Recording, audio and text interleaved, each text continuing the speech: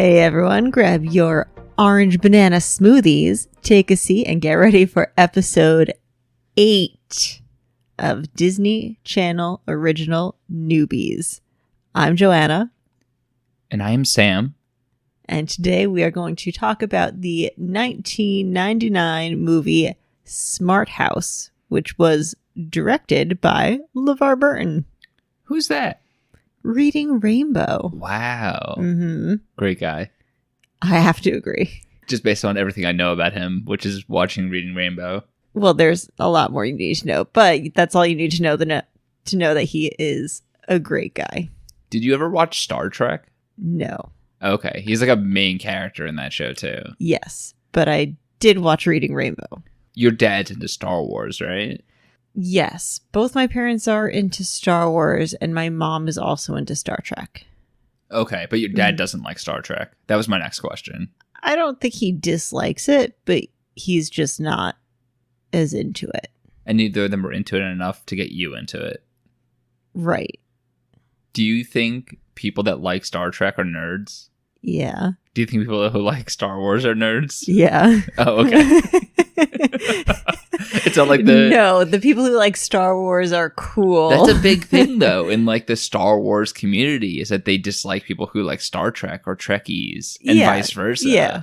But you don't have any ill will toward those people. No, I think they're fine. Because you're not that. I guess you are very into Star Wars, but not enough. Into Star Wars. Not enough to be like a full-on Star Wars geek.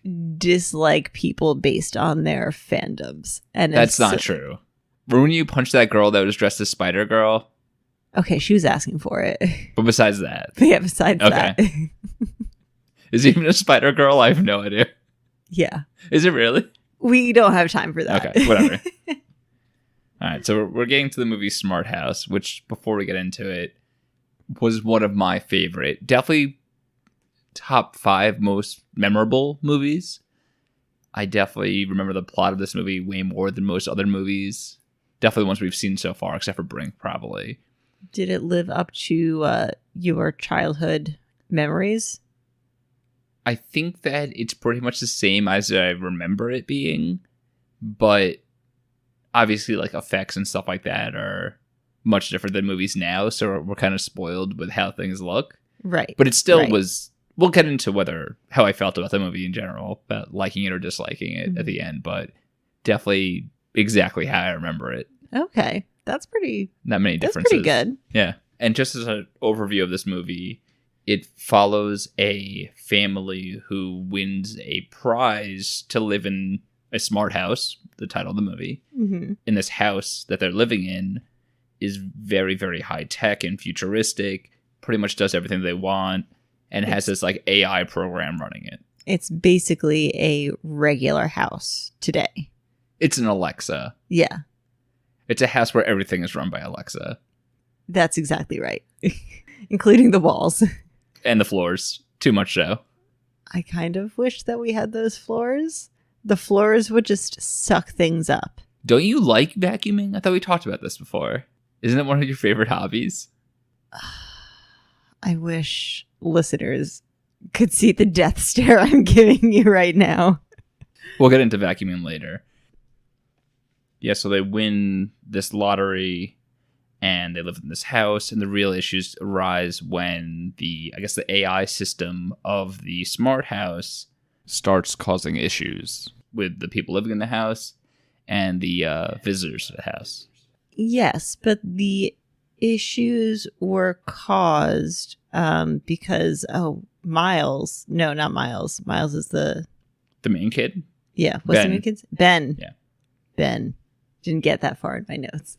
But to be fair, the issues start in the house because Ben makes them happen. He goes into the control room and overrides the security system and basically puts in some programs to make Pat more motherly. Yes, and there were also some minor glitches before that point, but not to the same extent that of the terrorizing. Right, the glitches were like Pat would overheat and go crazy with the smoothies. A little too crazy. Well, not even crazy with the smoothies. Pre-smoothie, things will get crazy. And we'll get into the smoothies later. Plenty of smoothie talk about this movie. And just to introduce you to some of the characters here, as we said, I guess he's the protagonist, is the boy in the family, I would say. Yeah. His name's Ben, and he loves basketball and loves doing chores around the house, it sounds like. Or just kind of has to do chores around the house. Our first view of him is him, doing chores, taking care of the house, making a casserole. He's cooking and cleaning. He goes to pick up his sister, but I will say that he went to pick up his sister and he left the oven on. Was his sister just outside, though, or she was at school? He left and walked somewhere to pick her up and then walked her home. So he was cooking the casserole in the oven, but I personally would not leave for any amount of time with the oven on. No, that's a good point. That's probably for the best. And going back to the sister, her name is Angie, and I think you recognized it early on that she looked familiar, right? Yeah, she plays Brink's sister in Brink. But she's much less obnoxious in this movie as she was in Brink, I would say. Well, yes. Less mean to her brother. I would agree. And I think that has more to do with the script writers than her. You think that was her idea? She's like, you know what? I'm not going to be a brat in this movie. Yeah, she had full artistic control. That makes sense. And very early on, one of the first scenes where you get introduced to a woman named Sarah, and she's like a scientist, I guess, in this movie. And she's the one that designed the house, put in the AI, set up Pat, who is the AI system in the house. And she's the brains behind the project. Yeah, shout out to women in STEM fields. And I think Miles was her partner. He was the PR guy, I think, working on the house. Yes. So he was very lazy, it seemed like. He was just sitting around while Sarah did all the work. He was also wearing sunglasses inside, which was, for me, his defining characteristic. It was very bright in that house, you got to admit. Oh, yeah, there was at least one window. Yeah, so totally understandable. And like we said before, it was a lottery to see who gets to live in the smart house. And so basically the premise of the lottery is whoever wins the lottery gets a free house to live in that'll just do whatever you want for you. And it also seems like the house magically produces food. Yes. Any food that you want. Yeah. So in addition to having this house, it doesn't seem like they have to pay for anything. The food is just there. Definitely don't have to pay for anything. Definitely aren't paying a mortgage, aren't paying taxes, aren't paying for cleaning because it does it automatically, aren't paying for food, aren't paying for videos and music and all this stuff. It's all free. It's all included with the house, it sounds like. This is a pretty sweet deal. Despite all of that, there's only 8,400 entries to this lottery. Yeah, people are missing out. A free house. With all of those things that you just listed included. Every single homeless person in the world should have applied in this lottery. Well, you see, the barrier was that you had to apply online. Oh, internet. Yeah. 1999 getting internet? Oh, that's another thing. Incredible. He was tying up the phone line because he was on the internet. So they couldn't get any phone calls. Good old dial-up internet. Oh, those were the days. Did you have? I'm sure you had issues with that growing up, right? We had a separate phone line. Oh wow! Like Yeah. early on. Yeah, pretty early on. Wow, we didn't get one until at least a year into having a computer with dial-up. Because I remember I would like play video games on my computer in the basement, and we just couldn't get phone calls for a while. Yeah, I don't know how long it took, but as far as I can recall, I don't ever remember the phone line being tied up because we were online, because we had the two phone lines. We had one weird situation where we got a second phone line, but you had a different phone number for it, but none of us knew what the phone number was because it didn't matter. It was just to hook up the computer, basically. And then one day, we got a call on that second line, which is strange to begin with. So we pick it up, and it's one of my dad's friends calling that phone. That is weird. And we're like, how did you even, first of all, why'd you use this number and not the other number that you have already? And how'd you know this number to begin with? Yeah. It made no sense. I mean, we had the same thing where you get a second phone number. Right. But no idea what it was. Don't remember ever getting a call. How would someone even call it? We didn't have a my phone. Dad's friend know it. There was no phone hooked up to it. Oh, we had a phone hooked up to ours. I don't think we had a phone. It was just for the internet. Oh, okay. We'd switch it over when we were done on the computer. I don't really remember, to be honest. Oh. In case you needed to make another phone call if someone was on the other line. That's fancy. We didn't want to talk to anyone that bad. Yeah. We had like a plastic shitty phone. But I guess it is pretty fancy. And yeah, so I mean, beforehand, nothing really happens. We just see that Ben is helping his family out with everything. He's a very supportive brother and son to his dad. I have no idea what the dad's name is. Do you know? Nick? Dad? I think it's Nick, actually. Yeah, we'll go with Nick. But I think they only say dad the entire time. Maybe Sarah says Nick a couple times. But I'm sure Sarah said his name. She did not call him dad. Oh, and also before they move into the house, it's clear that Nick is infatuated with Sarah. Oh, yeah, because he's not really on board with this smart house, but then he sees her picture in the paper and he's like, we could go look. Which is impressive because it's hard to have a flattering picture of yourself in a black and white newspaper. I would say Sarah is more attractive than most women. So if someone's got a leg up in having a good picture, it's her. There you go. That's fair. And also Ben really likes basketball. So much so that he plays basketball wearing a sweater that has a basketball on it. I made a note of that and I want a basketball sweatshirt. No, you don't, because you don't play basketball. I still want the basketball sweatshirt. You should get a sweatshirt that has podcast equipment on it while we do the podcast. Oh, that would be so cool. Or one with books on it while you librarian. While I librarian. That's a verb, right? I mean, I definitely have t-shirts that have bookish sayings on them. You should wear them to work now. I do. And say you're Ben. Hi, my name is Ben. I like books and basketball. Do you think they were Jewish? Ben's a pretty Jewish name, right? And Sarah's wearing a hamsa. But Sarah's not part of their family. Not yet. Spoilers. Wait, are Hamsas Jewish? No. Yeah. Are they really? Yeah. I had no idea. It's the hand of God. I didn't know it was even remotely a Jewish symbol. I thought it was just like a regular symbol.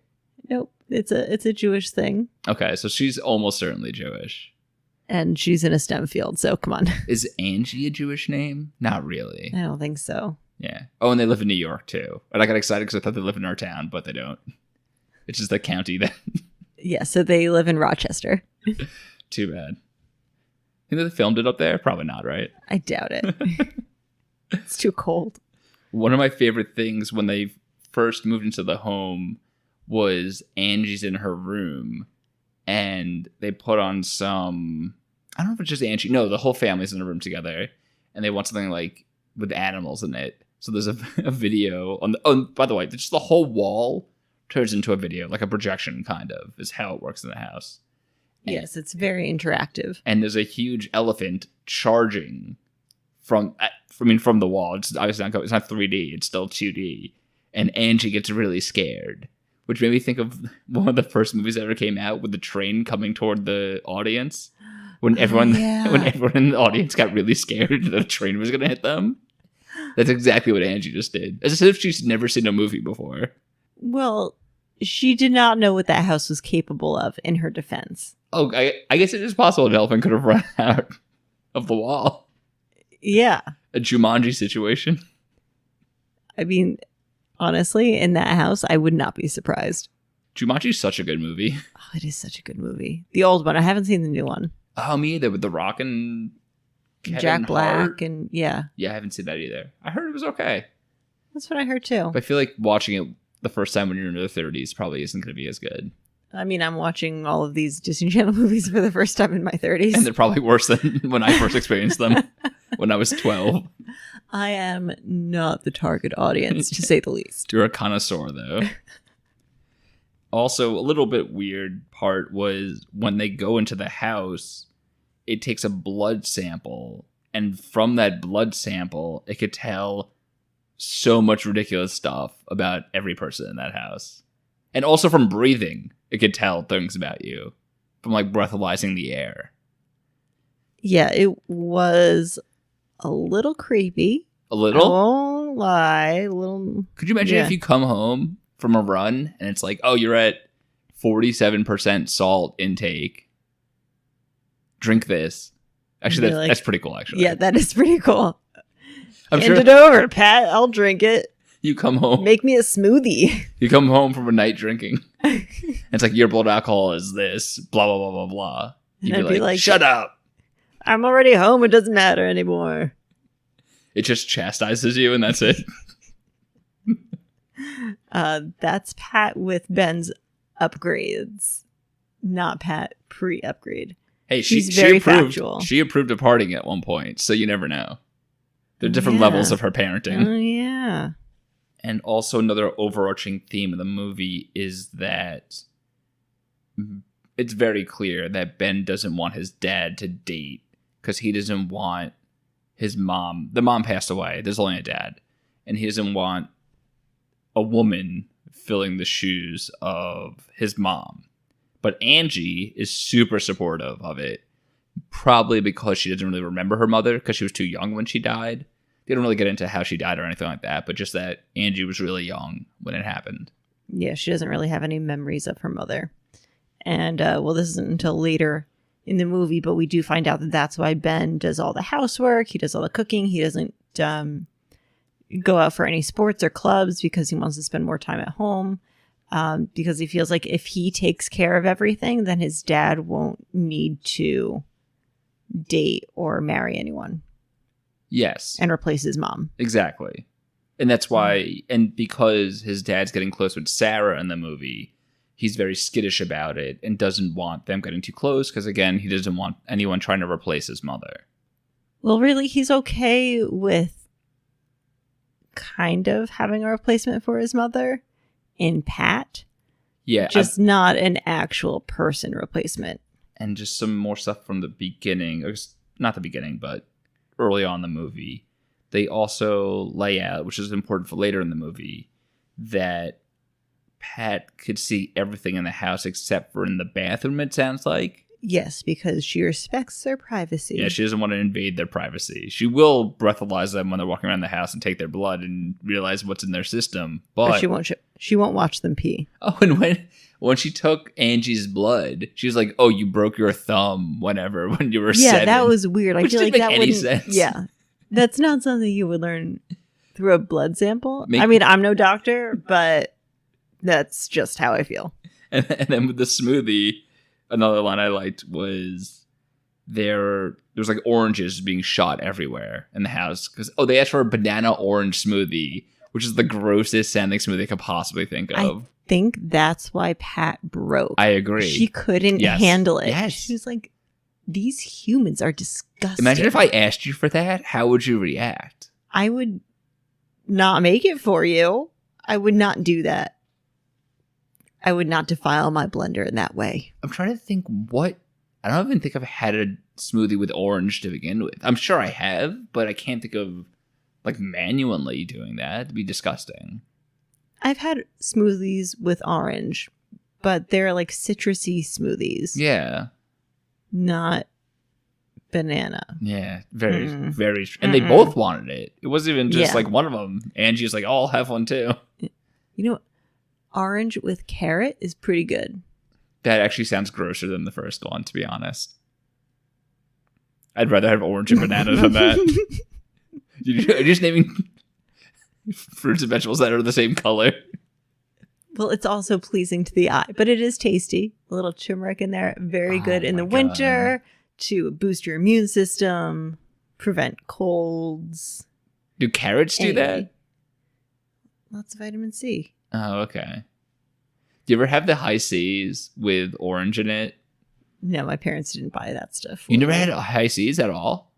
I'm sure I had one at, probably at a friend's house, but it didn't really make an impact on me. I think I had Slimer from Ghostbusters on the box for some reason, but I don't know why I think that.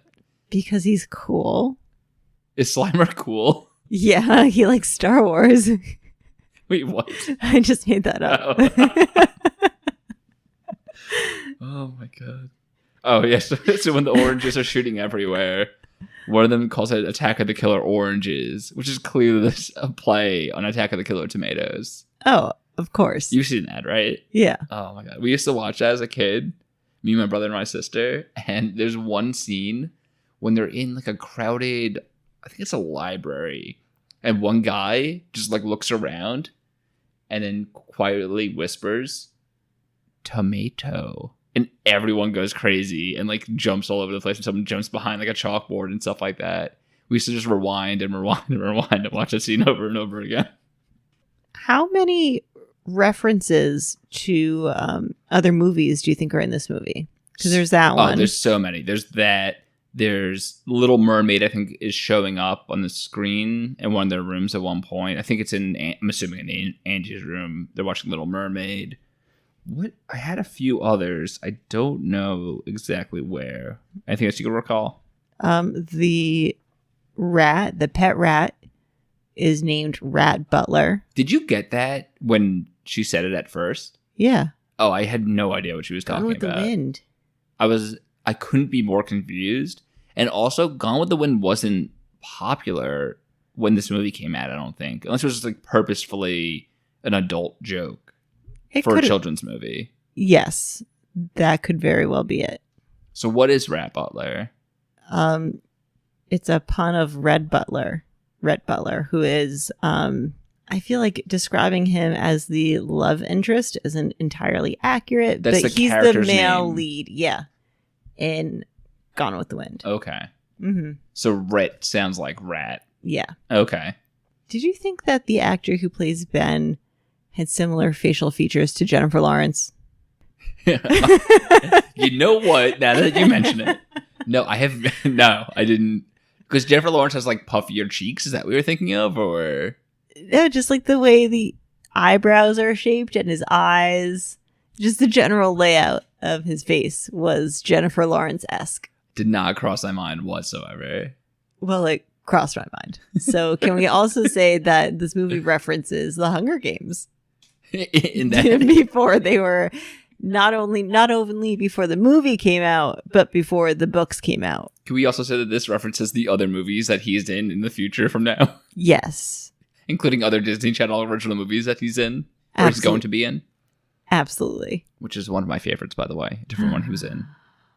Do you just like him? Is he your favorite Disney Channel original movie actor? Well, he is, and we'll get to it. But I think he's a pretty good actor, to be honest. I think the acting in this movie in general is pretty good. Well, Jennifer Lawrence is also a good actor. So, must be in the face. So getting back to what you were saying before about Ben programming Pat to act differently. Mm-hmm. So this is a part I didn't really understand. So he deletes her safety protocols to make her basically learn about being a mother. So Ben doesn't want a mother, but he programs the system to act like a mother. It's not that he doesn't want a mother. He doesn't want his father to replace his mom. So he wants a mother that doesn't have sex with his dad, basically. He wants a mother figure or someone to take over some of the traditional motherly duties, like cooking and cleaning. So a maid. He wants a maid. Yeah, he wants a maid. He doesn't want a mother. He wants a maid. He wants the robot maid from the Jetsons. Yes. What was her name? I have no idea. I don't know. All I can think of is Dot, which is the robot in Spaceballs. It's not far off. She complained a lot more, though, Dot.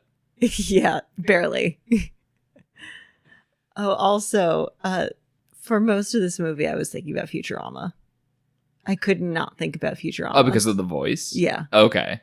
That's so funny that you actually... I didn't even know she did the voice also. I did not look it up before watching the movie, but as soon as she started talking, I was like, that's Layla. Oh, that's funny. See, I thought something different, but only when we saw her from a different role that she played. Let's go deliver some packages in space. Did you ever watch Married with Children? No. Oh, okay. Because she's the mother from Married with Children. So that's what Okay. that's definitely what she's most famous for. And she was also in Sons of Anarchy, but I never really watched that. But I feel like she probably does a lot of voice work. She has a good voice. it's possible. Definitely possible. All right, so while watching this movie, we both kept thinking about different TV shows. That's cool. And Jennifer Lawrence, apparently. And Jennifer Lawrence, yeah. There's some other minor things happen. Ben gets bullied. Oh, Ben's also... It seems like he's not at all popular in school, and he's very nerdy. It's kind of his background. He likes Star Trek. Oh, total Star Trek geek. Yeah. And basketball. Yeah, he's a basketball Trekkie. And tuna noodle casserole. And so Sarah comes over to their house for dinner once, and eventually the dad goes out to dinner with Sarah. Mm-hmm. And I guess they're not like a thing yet, but they're clearly dating at that point. Well, I think the scene that we see, that's their first date. Right. And it goes really well. Right. And then going back to before, this is when Pat's in mother mode, and she, without telling Angie or Ben, sends out invitations to Ben's entire class, it sounds like, to come over for a party at their house. Yeah, why not? Sounds like a good plan to me. It's a very motherly thing to do. Of course. She wants her son to be popular, and she also had to set the trap for the bully. Yeah, I guess that's true. And my favorite thing about the date between the dad and Sarah is that after they ate dinner, it seems like they were outside at like the valet, and he asked Sarah if she wants a chocolate kiss, which he had in his pocket. So that presumes that he had a chocolate kiss in his pocket for the entire date. Well, what if he had a Jones for some chocolate? He just had loose chocolate on his person for an entire date. I mean, was it in his coat pocket or... Either way. Well, I mean, it's not like he was wearing his coat. I mean, I've definitely found stranger things in my pockets than chocolate kisses. But he knew Just it. throwing it out there. He knew it, and it was his plan to connect that with getting a kiss from her at the date. I thought that he was like, he put his hand in his pocket and he found it and then he was reminded of something. Oh, you think he just accidentally had the chocolate in his pocket? Do you Yeah. think Pat put the chocolate in his pocket? No, I think he put the chocolate in his pocket. He's like, I'm going to have some chocolate later, which is something I would do. If it was a bad date, he'd just be like, at least I still got my chocolate kiss. And even if it was a good day, you're like, oh, it's a good day. I'm going to end it with some chocolate. And That I had no problems with that. Okay. That made perfect sense to me. That's the difference between me and you right there. By the way, I do have a chocolate wrapper right next to me. And getting back to the dance party at the house, Ben and two of his friends are... they put on some sort of music video. Do you think that was a real song? I don't know. It sounded familiar, but it also could have just been generic boy band music. Okay, so him and two of his friends start dancing, They're warming up. doing the dance that the boy band's doing on the screen. It was so great. It's terrible. It was It's so funny. amazing. It's so funny. I could just watch that scene over and over again. I can't imagine any situation, regardless of how old I was, that me and two friends would start doing a choreographed dance based upon what was on the TV screen. You know what's even better? They practiced because they all knew, like, all right, I'm going to slide up and you two slide back. Right. So they've done this many It's times. very synchronized. Yeah. And then they were so proud of themselves when they were done. Have High you, fives all around. have you ever tried to learn a dance like that? I started to learn the single ladies dance. Were we in college when that came out? I think so. Okay. And it was more like, oh, I could do that. I'm just going to snap and throw my head back a little bit. Yeah. And call it a day. A lot of handwork in that one. Yeah. Hand knee synchronization. Not too bad. Yeah. Did you ever get it down? No, I think this was an idea for like a day. Okay. When I was in college, before going to some party, I don't remember exactly the circumstances, but but I definitely tried to learn how to crip walk, and it didn't go well. I can crip walk. Can you really? Yeah. I can't tell if you're kidding or not. I can. I'll show you later. Okay. Why do you know that? I learned it at a party, I think in middle school. No. Yeah. What kind of parties are you guys going to? The best kind. Oh my god. But teach me after, please. I need to know. And you mentioned before about the bully. So the bully, I mean, whatever. Ben gets bullied at school. It's not even that big of a deal, I feel. Ben gets bullied at school. The bully comes over to the party. And then Pat tries to scare him with like a VR skull. Like an animated skull that comes toward him. And like she puts a spotlight on him so everyone's looking. And then she electrocutes him. And he was like scared of the skull, it seemed like. Oh yeah, a little bit. I could kind of see like this is pretty much all of their first times in the house. They don't really know what it's capable of, and he's never seen something like that before. Yeah. So I could see maybe not being super scared, but at least a little freaked out, a little startled. Yeah, that's fair. I think that's understandable. And then she just grabs him with her arm thing that gets the newspaper and kicks him out of the house. So did you notice that? So her arm thing goes after people, I think 2 or 3 times throughout the movie. Yeah. And like they're stumbling. Clearly the animation was added after, but they did not line the animation up with where the actors are. So like it's sometimes they're falling, like pushing them, kind of. It seems like. Yeah, but it looks like that she's missing them. Yeah, like she's not actually pushing them, and but they're still falling scared back. of getting grabbed by it, so they're just like falling backwards out of the way. It seems like. But I would say that they were falling back as if they had been pushed, not as if they were scared. Exactly. Yeah, and it was just very strange to watch. Yeah, I agree. It was very funny. Yeah. Anyway. And also at this dance, Gwen, who I think Ben refers to as the goddess of the 8th grade, gives him a little smooch. I think she was just using him to get in the house. Do you think so? Yeah. He invited everyone to the house, though. No, Pat invited everyone to the house. Yeah, but she didn't go any times more than anyone else did. Yeah, but earlier, when they're in school before this, like right after he had won, she's like, can we come over to your house and see it? And he's like, okay. Yeah, she did seem a little infatuated with it. Yeah. Do you think she put in her name for the lottery for it? Oh, definitely. Hopefully. The whole school knew before he did, also. We forgot that part, but yeah. Yeah, well, he couldn't receive any calls because the phone line was tied up because he was still on the internet. Unbelievable. What a rascal.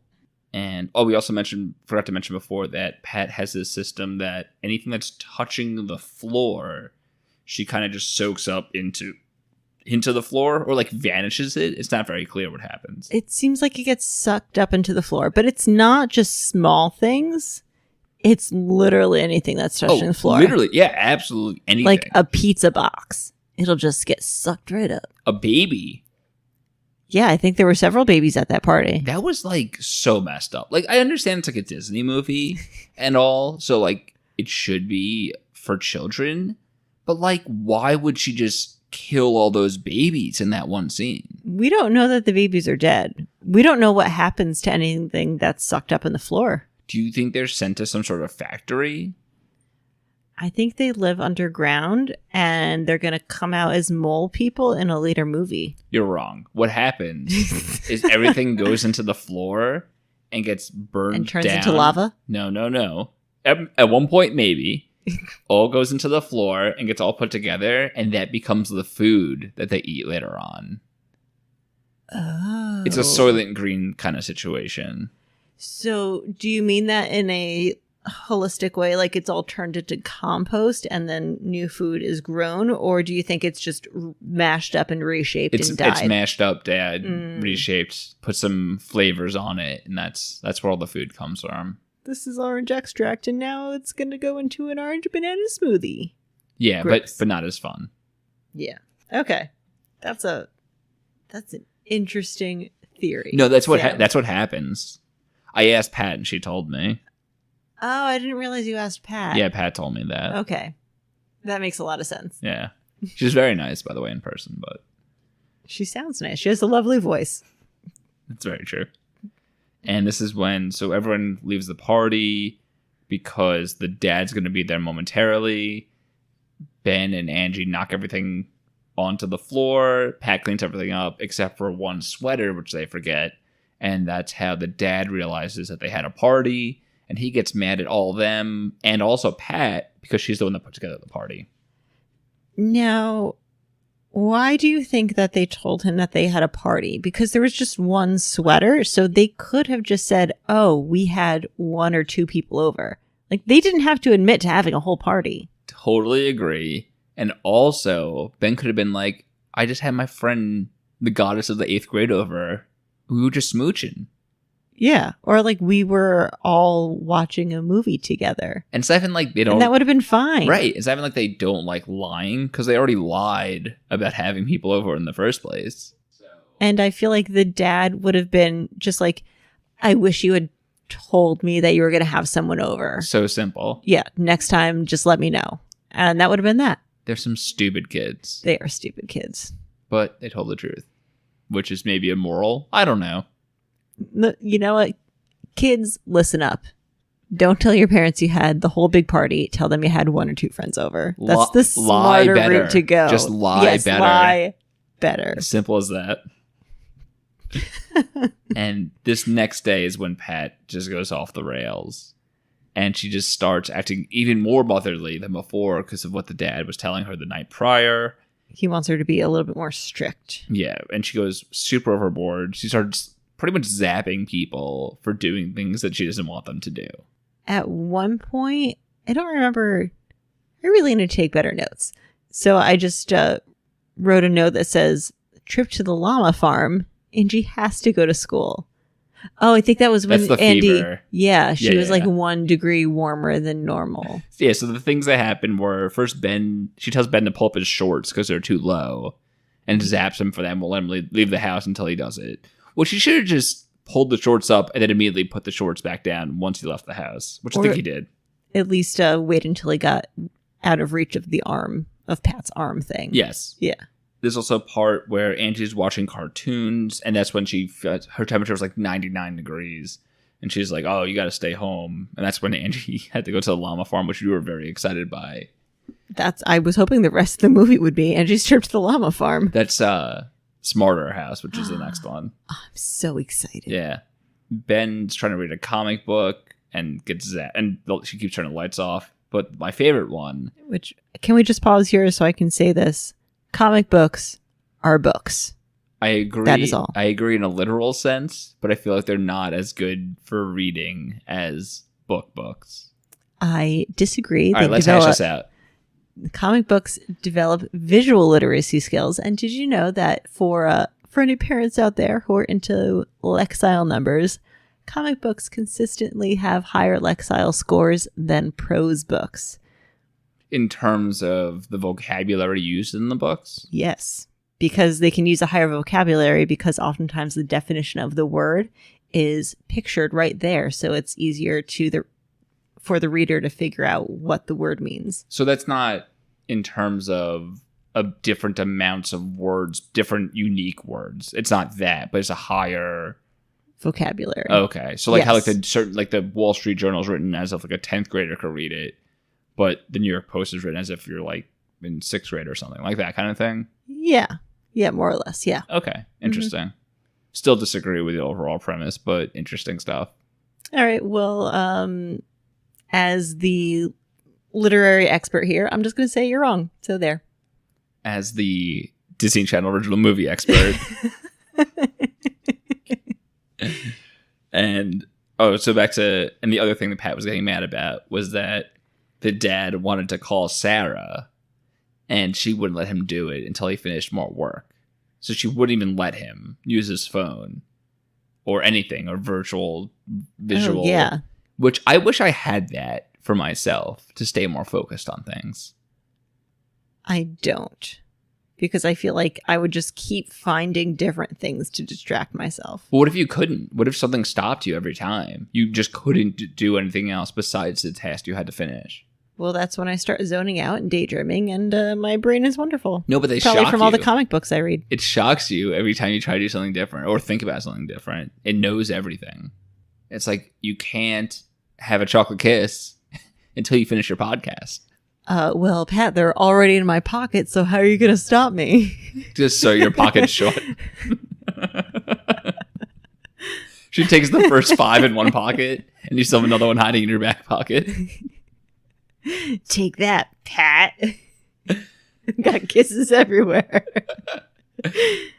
And a little bit later on, there's an homage to all the other movies and the trope and all these other movies where one of the main characters, a kid, comes downstairs to overhear or oversee something downstairs that they're not supposed to hear or see. Like in Brink when he sees his parents talking about accounting and how they're broke. Or in Halloween Town when... What's the main character in Halloween Town? I don't know. Marnie? Marnie And me? Yeah, Marley and Marnie. When Marnie comes downstairs and sees her mom and grandma talking about being witches and stuff like that. So this is when Ben comes downstairs and he sees his dad and Sarah kiss. It was adorable, but Ben was not having it. He didn't think it was adorable, I don't think. Oh, and before this, Sarah does shut down Pat because she just thinks, you know what, we're just going to shut her down for a night and we'll turn her on tomorrow. And maybe she just needs to cool off for a bit so that she can kind of her system can reset. But we, the audience, see that Pat has a system shutdown override.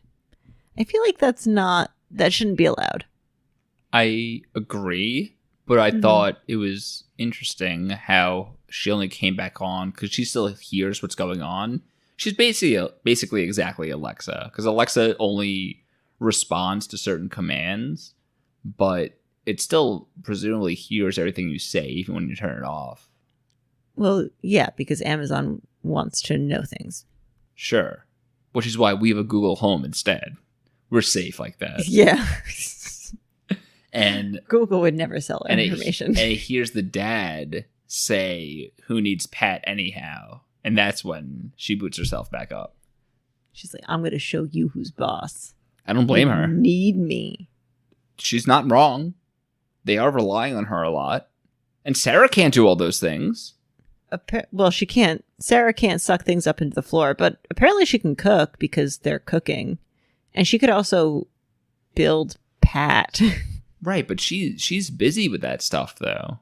She's working all hours of the night designing these things. Like in the first scene, we see her at the smart house. It seems pretty late that night, and they're trying to set up the award and everything like that. Yeah, but we don't know if she's working that late every night. It's just that that's the night of the contest, and she wanted everything to be perfect. I think she's a very hardworking woman, and the fact that you don't think she's hardworking is a little degrading, I would say. I'm saying that she has a work-life balance. We'll see. We'll see about that. I think this is when Ben and his dad have a heart-to-heart about feeling like he's losing mom. Mm-hmm. Right. Yes. So check for the father-son bonding scene. Yeah, so I mean, it's mandatory. Oh, and also another check for the Disney Channel not having a family with a mom and a dad, which I think is all but one movie so far, I want to say. All right, so there's a mom and dad in the 13th year. There was a mom and dad in another one in Can of Worms. Oh, you're right. Okay. Mm-hmm. Well, the protagonist. Okay. Because Brink also there is, but other characters have the issue. So I guess it depends. Yeah, it depends where the focus is. And you lucky dog, who knows? He has a dog. And that's all you need to know. He's both parents for the dog. or the dog's both his parents, who knows? I still don't get that movie. The dog is his parent. Anyway, Projection Pat. And here we go. Here's the Married with Children portion of the movie. So we're moving off of Leela and moving on to Married with Children at this point. So this part is the first time we see any visual of Pat. Before that, it's just the voice and that's it. Also, Pat stands for something. I don't know what it stands for, but it stands for something. I don't remember either. And the first time Pat appears, at least for anyone in the family to see, she appears in Ben's room. And she talks about how she doesn't want Sarah to be there anymore because she feels like she's being replaced by Sarah. She wants to be Ben's mom. She doesn't really want to be like the dad's wife or anything like that, but really just wants to be a mother figure to Ben and Angie, which she's been doing for the last few weeks. How long do you think it's been going on for at that point? I feel like they haven't been in the house that long. Maybe a month? Okay. Yeah, that's a few weeks, I would say. That makes sense. Yeah. So she wants to be their mother. And at this point, I think Ben walks through Pat. So she's not like there. She's just kind of like a VR kind of situation. And he tells his dad and Sarah that he saw Pat. And they're like, what are you talking about? And then she appears right in front of them in the kitchen. And this is when the solitaire scene happens. So Pat multiplies exponentially. And she's like, I can be everywhere at once and I can do all of the things. You only need me. And this is when your favorite thing again, she pushes Sarah out of the house with her Inspector Gadget arm. Go, Pat arm.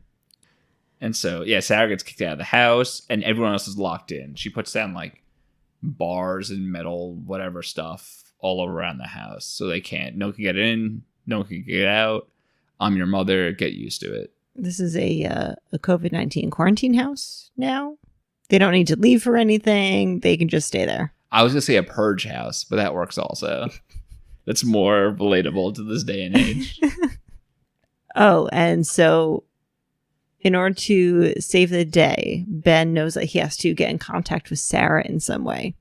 And this is where that little tidbit from the beginning of the movie that's like, Pat respects your privacy in the bathroom comes in. Because when he contacts Sarah, he brings his computer into the bathroom with him. Right. There's actually, I would say, two tidbits. There's the bathroom privacy thing and also the Rhett Butler thing. Right. Yeah, Rhett Butler is a very smart rat. Wait, so what does the Rhett... So he goes into the bathroom, tells Sarah what's going on, and they have to like come up with a plan for it. And so he messages her from the computer, she messages back, whatever. And then does the rat go in the house? Wait, what happens with that? So I think what happens with the rat is, like you said, they're communicating via like whatever instant messenger they're using. And then the rat brings him a message. The rat's basically like a carrier pigeon, but a carrier rat. I don't know why that message had to be delivered via paper. Does the rat tell him to go to the bathroom? Maybe that's what it was. No, because he was already in the bathroom, and that's how he got the initial message to her. And then the rat delivers something to him. Okay. I don't remember what it delivers. What the message was, but at this point... Oh, right. No, the mouse comes to him first, then he goes to the bathroom. That's what it was. So I think the rat probably told him she doesn't look in the bathroom or something along those lines. He goes to the bathroom, tells her, and that's when Sarah, like, dives in. Yeah, she waits for the paper boy. Right. To deliver the paper. So she dives in through the hole for the paper. The arm which is hole. way too big. Like, it's just for newspapers, presumably. I don't know. It seems like that arm is getting a lot of use in poking and prodding people. Oh, I think I would like that house except for that arm. Yeah, no arms. That people arm can freaks just me out. Walk out and get the paper. You need the exercise anyway. So she dives in.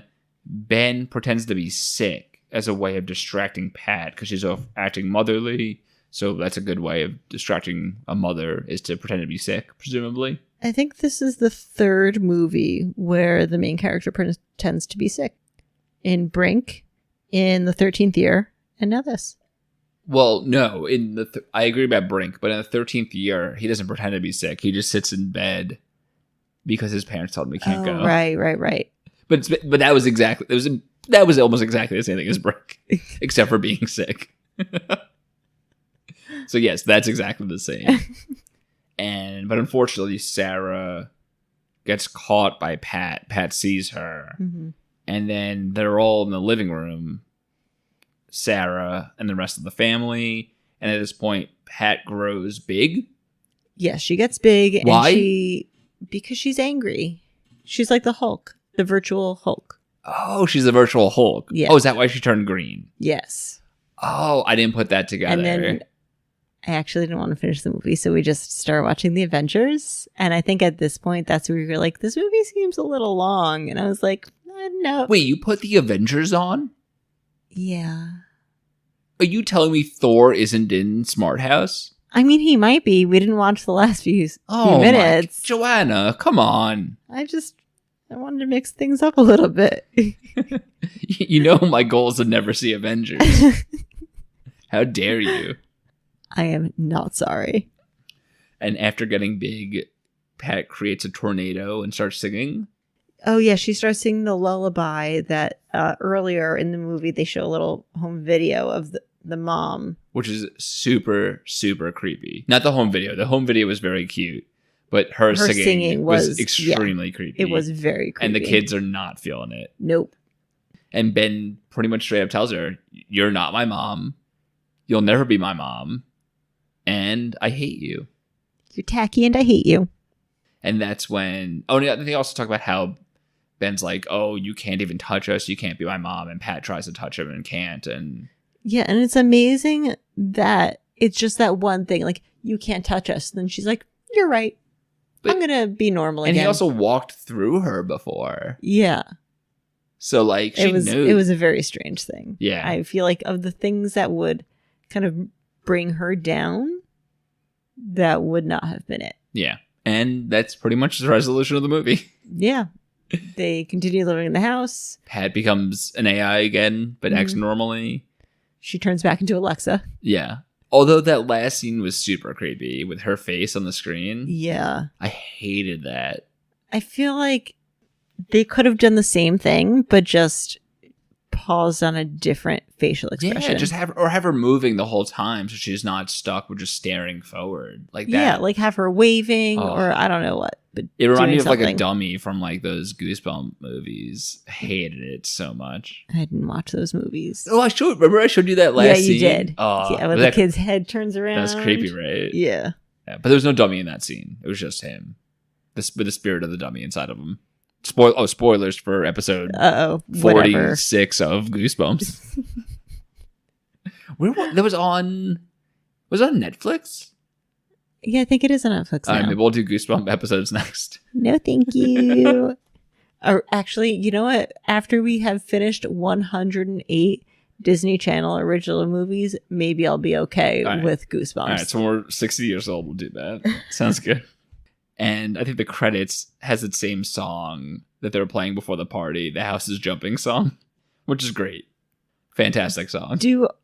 All right, so for the past few movies, there has been a theme song specific to the movie. When did that start, and do all of the movies have that? So there is a connection between... You're talking about Xenon, right? Xenon, the 13th Year... I think Can of Worms. Well, 13th Year was just a song written for the movie after the fact. That wasn't in the movie itself until the credits. That's what I mean. Oh, okay. Because with Xenon, I would say has like a song, like a popular song that they reference throughout the movie.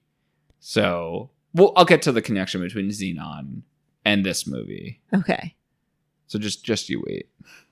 All right. So some of the questions we did a couple for the last few episodes, I think. So we're going to go through them now. So the first one I have is, if you could change anything about this movie, what would you change? I mean, I guess I would have wanted the kids to be better liars and told their father we just had a friend over. And I feel like, I don't know, that for some reason annoyed me. Okay. And I don't know, there wasn't a ton. I thought it was a fun movie. Maybe I would add more dancing scenes. That was pretty awesome. That's a given. That's all these movies, by the way. I wish there was more dancing. Yeah. In general, more dancing in movies, please. Is that because you saw High School Musical and you've assumed every one of these movies was like that? Yes, 100%. Okay. That makes sense then. No, I could definitely see being like a 10, 11, 12-year-old and watching this movie and having a great time. So the change I had was I wish there was a better fight between Pat and Sarah, besides Pat just pushing Sarah out of the house. Because besides that, the fighting was really only between Pat and kind of Ben, I would say. Yeah, and a little bit between, I would say, Pat and the family in general. They bickered as she got more strict. Yeah, but I wanted a physical fight between Pat and Sarah. I think that would have been difficult just because the most physical part of Pat was that arm. Yeah. And then clearly, even she was not a physical being, so it would have been difficult. Maybe she could have sucked Sarah up in the floor. In the floor. She just vanishes. Yeah. And then we learn the technology about how the floor works. And then the sequel is Sarah getting out. Oh, that's interesting. Yeah. Okay, that's fair. Mm-hmm. All right, the next one we have is if you were to ship two characters together. I'll be a little more open here because I feel like most characters in the movie are just family members or computers. So if you just ship two characters together, who would you ship together?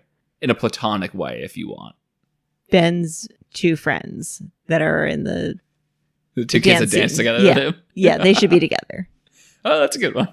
Mm-hmm. I said Pat and the bully as a kind of a dom, sub-dom relationship.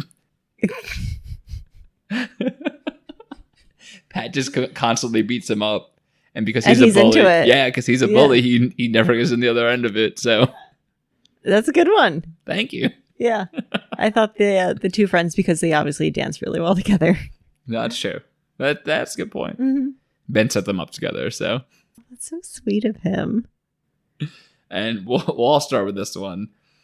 So my favorite scene was them dancing to the music. Oh, that was my favorite scene too. It had to be. There's no other good scenes. I'm kidding about that part, but definitely the best scene in the movie was that. 100%. And the last question is, who would you most want to hang out with of the characters in the movie? I think Sarah. Me too. Yeah. I would want her as my business partner. Absolutely. She's super smart. She carries the load and then you're just doing your own thing. Yeah, and she's available. Like whenever they have a problem with the house, Sarah's like, all right, I'll come by and fix it. Even when the dad just calls her at random times, she's doing work. She's like, oh, don't worry. I'll talk to good old Daddy-O about what's happening in the house. Yeah, definitely. Sarah, 10 out of 10. Very impressive scientist. So before we get to the other stuff, let's say, what in general were your thoughts on the movie? Did you like it? Did you hate it? Did you love it? Did you think it was the worst movie ever? Did you think it was worse than Can of Worms? Go. I feel like I already answered this question. So you liked it? Yeah. I also really enjoyed this movie. It's one of my favorites growing up, for sure. Like I said before, it was one of the most memorable. And I think of the ones we've seen so far, also for sure in my top 3. Although there's some like really bad ones that we've seen so far. But definitely, I think it's a good movie. I think it still holds up. And it actually was pretty accurate for a movie in 1999 that had dial-up of like what technology was going to be like in the future. I mean, like, people have smart homes now. Outside of the food being made, almost exactly right. And like the blood, I think the blood stuff is a little whatever, but otherwise it's pretty spot on. Yeah, like you can voice control things. You can control things from your phone. It was, good on Smart House. Very impressive, to be honest. And this is a new segment we're starting this week, which we call Hot Seat. And if you don't know in general what Hot Seat is, it's basically just asking someone a question or a series of questions and putting them on the spot, and they have to answer it immediately. So, Joanna, would you like to start off our first segment, first time doing Hot Seat? I would, and I will tell you that I came up with 2 questions, but one of them was already answered. What was the one that you already were going to ask? Have you ever learned choreography to a boy band song? That's very funny. But you know what? I will ask my follow-up question, which is, which boy band is your favorite? Now or when I was growing up? Both. That's a little tough because I don't know. I don't know. I really like Brockhampton more of recently, and I don't know if they're qualified as a boy band, but they kind of call themselves a boy band. So I'm going to go with them for now, my favorite. But growing up, I would say, I definitely liked NSYNC more than Backstreet Boys. I liked O-Town at one point, but definitely not to the same extent as NSYNC. So I'll probably go with NSYNC, I think. What was yours? Or is yours? I think we're going to have to break up because I was a Backstreet Boys girl. I had one NSYNC album, and the only thing I remember about it must have been whatever Bye Bye Bye was on. It may have been called Bye Bye Bye, to be honest.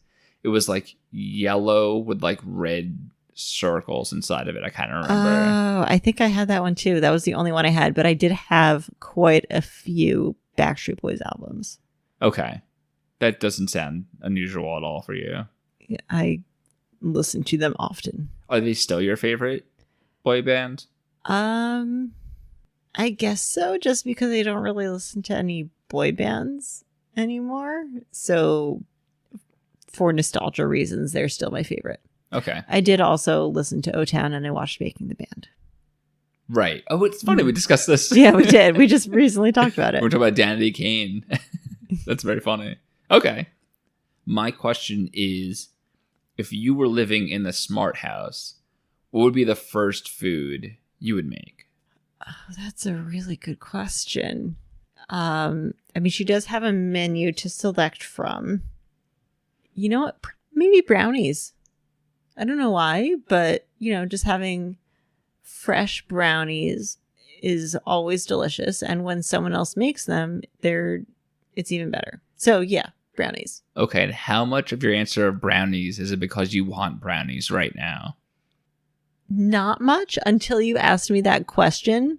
I didn't actually want brownies. Okay. Which is surprising. Very surprising. Fair. Yeah. You had too many chocolates in your pockets during the episode. I might be pulling one out right now. All right. Do you have anything else for Hot Seat? I think we could... So on a scale of 1 to 10. Good scale. Okay. Mm-hmm. How much would you enjoy living in a house that did all of those things for you if it didn't malfunction like Pat did? With 1 being you would not enjoy it and 10 being you would most definitely enjoy it. It's tough because I consider myself fairly self-sufficient and I'm not super into like fancy foods and stuff like that. I also feel like if I lived in that house, I would just get super fat very quickly because it just makes whatever foods you want. No, she recommends foods based on a balanced diet. Before she was mother mom, though, I guess when she was mother mom, she was giving them less healthy foods, but it kind of changed. She was more into giving them treats when she was mother mom, but when she was regular Pat, when she was mother mom, when she was mother Pat, when she was regular Pat, she was giving them a well-balanced diet. Okay, I guess the more I think about it, as long as the smart house wasn't notifying other people about my private information and stuff like that and selling it to the Chinese, I would give it an 8 living there. How about you?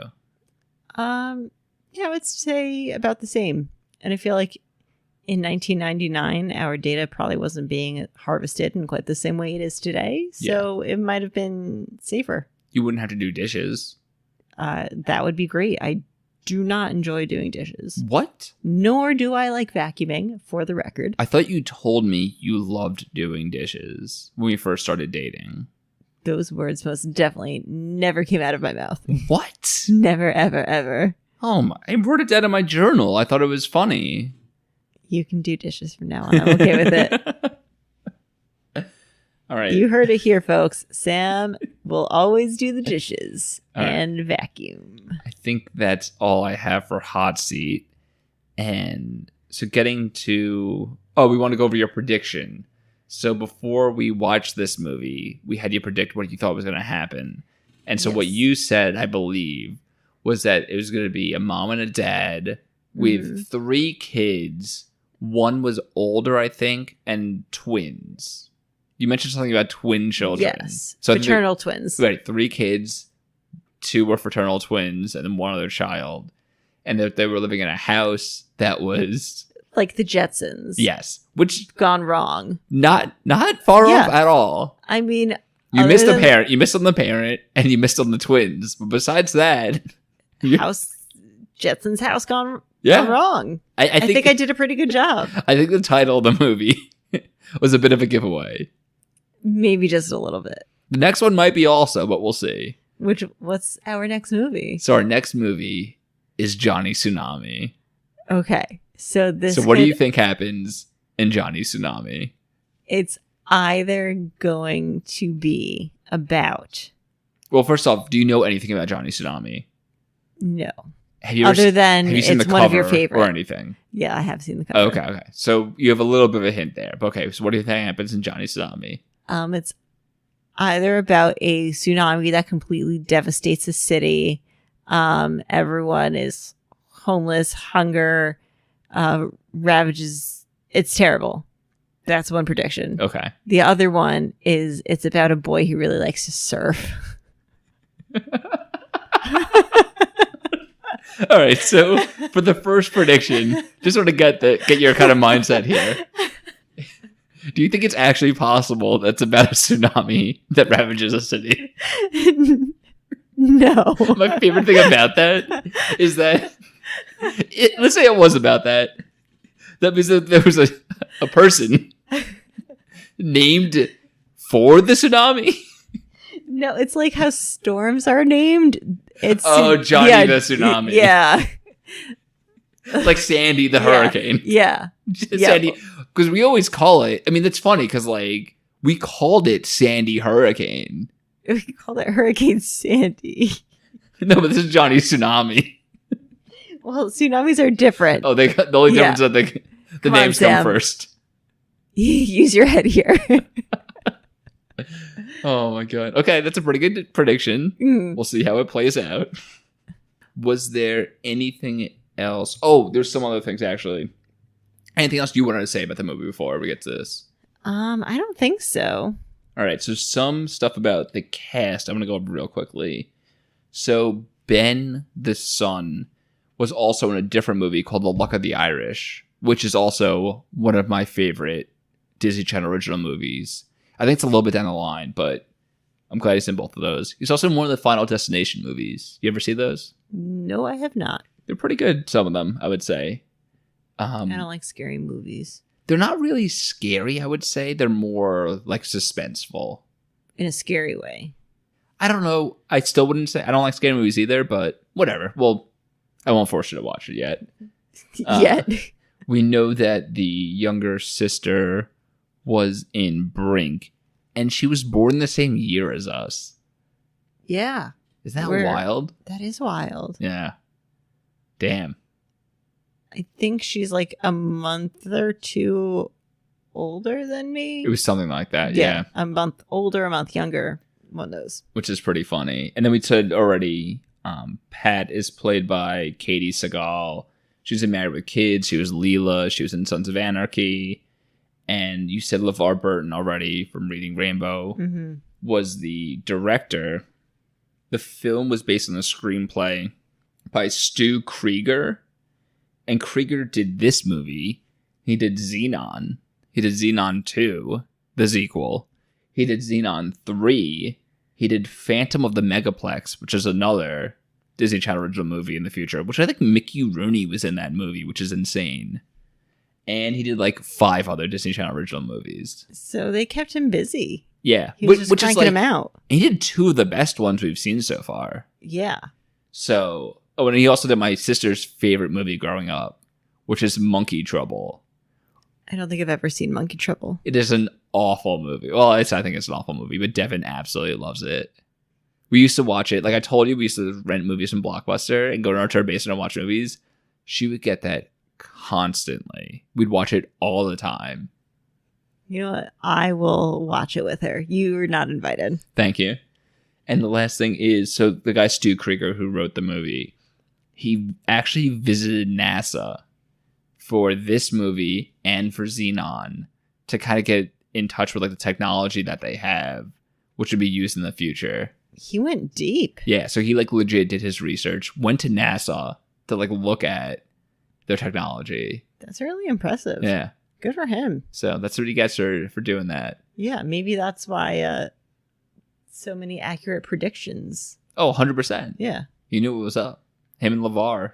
I am impressed. I have my impressed face on. If I wanted to make a movie, I'd hire the two of them. Be like, go at it. Just don't make monkey trouble. And I think that is all I had. So like we said, the next movie is going to be Johnny Tsunami, which I'm very excited for. I'm also very excited for it. And anything else that you want to say? Big time, dude. Bye.